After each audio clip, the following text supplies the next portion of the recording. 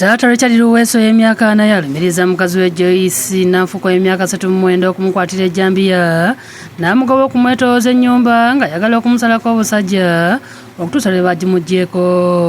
Angobye n'ejjambiya ngoye nja kumutema yefudde alina omuzimu. Luweso agamba nti lwajjukira engeri Nanfuka gye yamumegga ekigwo n'amuvumbagatira ebisumuluzo by'amaka n'abinyoolanyoola okugira okubikutulako n'obulumi obungi bwe yayitamu n'olutiko lumumera.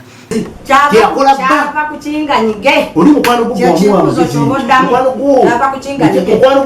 yakuwa amagezi wava omwami ono yali ankuba angudde mu bulago antugalejjo kulivaamu nga ndi mu bulago nange okwetaasa abakaki samusingisa ate samukwata nanta.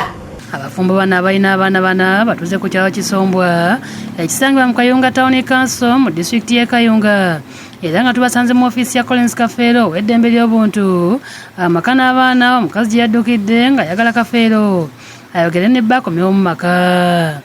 Nanfuka era agambye nti bba yasiba engu n'asengewa Nakyeyombekedde nga mu bbanga ery'omwaka omulamba lyeyabulawo yawalirizibwa okwefunirayo omusajja amuwa saaviisi. Musajja mufuna atya ono wandekerawo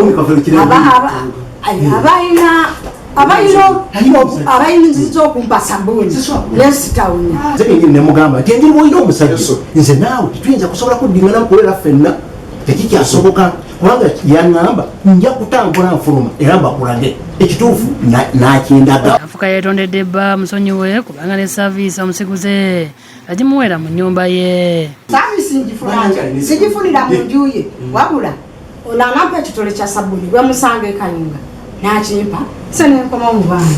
Luweso yeerayiridde nti kafuuwa okuddira Nanfuka olw'ebikolobero byamutuusibwako nga n'olumu yamusaba Joyce anywe n'akunkumula omusulo mu giraasi n'amuwa anywe nga yagenda okukitegeera ng'amaze okusikako omumiro.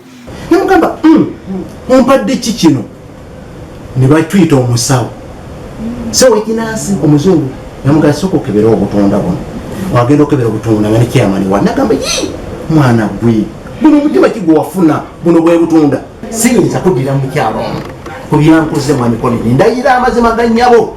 Kyokka kino Nanfuka kisambaze n'alumiza Luweesi okupangapanga ebigambo asobole okumugoberako mu maka aleete omugole gye yasenga. Mugamba wafumbirwa kati ono kimuluma olw'okubanza mugamba yakola ki wekiminiza ayagala omukyalo oli ajje mu maka bali abaana bakulu basigale wali kuba bamuwaawo buwiye siwawa beyagale nze ng'omukyala ngenze era ono main point ye yonna yanze kufuluma mu baana. Wadde Luweso asoose kulayira obutasonyiwa Nanfuka wabula oluvannyuma lw'okubuulirwa nti akkanye ne mukyala we basonyiwagane bakuze abaana agambye nti wakusooka kwerowooza. Bibaddewo byonna ebikoleddwa nze naawe kusaba kisonyiwa tudde mu bupya tugende mu maaso. Kafeero awadde abafumbo bana amagezi ensonga z'amaka gaabwe baziggyemu ab'ekyalo wabula bazigonjoolerenga mu bantu abalina obukugu mu kutereeza amaka.